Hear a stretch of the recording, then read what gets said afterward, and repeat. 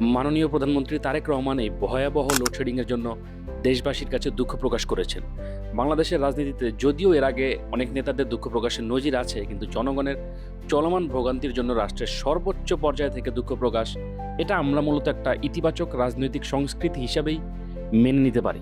কয়েকটা ঘটনা বলি, যেমন সাবেক অর্থমন্ত্রী আবুল মাল আব্দুল মুহিত 2018 সালে বিশ্ববিদ্যালয়ের শিক্ষকদের নিয়ে বিতর্কিত মন্তব্য করার পরে তিনি সংবাদ সম্মেলনে নিজের বক্তব্যের জন্য সরাসরি দুঃখ প্রকাশ করেন। তিনি বলেন তার বক্তব্যে শিক্ষকদের মানহানি হয়ে থাকলে এতে করে তিনি খুবই দুঃখিত। সাবেক তথ্যমন্ত্রী হাসানুল হক ইনু 2016 সালে টিআর কাবিখা প্রকল্প নিয়ে এমন মন্তব্য করেছিলেন যাতে সংসদ সদস্য ও জনপ্রতিনিধিদের বিরুদ্ধে অভিযোগের বিষয় উঠে আসে। পরে মন্ত্রিসভার বৈঠকে তিনি দুঃখ প্রকাশ করেন এবং জানান তিনি আসলে এভাবে কথাটা বলতে চাননি। এ সমস্ত ঘটনা ছিল তাদের ব্যক্তিগত বিষয়ের জন্য। এই সমস্ত ব্যক্তিগত বিষয়ের জন্য যে যা জায়গা থেকে অনেকেই দুঃখ প্রকাশ করেছেন বিগত সময়গুলোতে। তবে একটা ন্যাশনাল ক্রাইসিসে এইভাবে জনগণের সামনে এসে সর্বোচ্চ পর্যায় থেকে দুঃখ প্রকাশ করতে পারাটা আসলেই ইতিবাচক একটা পরিবর্তনের ইঙ্গিত দেয়।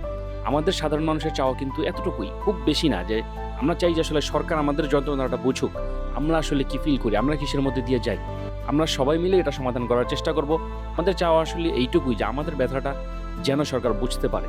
বিগত সময়গুলোতে কিন্তু আমরা দেখছি যে খেজুরের বদলে বড়ই খান, এটার বদলে ওইটা খান, মানে আমাদের দুঃখ নিয়ে অনেক সময় মজা করা হতো, কিন্তু আমরা যে আসলেই বাজে সময়ের মধ্যে দিয়ে যাই, এইটা যে সরকার বুঝতে পারে এইটাই আমাদের জন্য অনেক। এখন কিভাবে কি হবে আলোচনার ভিত্তিতে এই সংকটময় পরিস্থিতি আসলে কবে ঠিক হবে আমরা কেউই জানি না, কিন্তু এই সামান্য ইতিবাচক দিকটা আসলে আমাদের সম্ভাবনা বা আমাদের আশা অনেকাংশে বাড়ায় দেয়।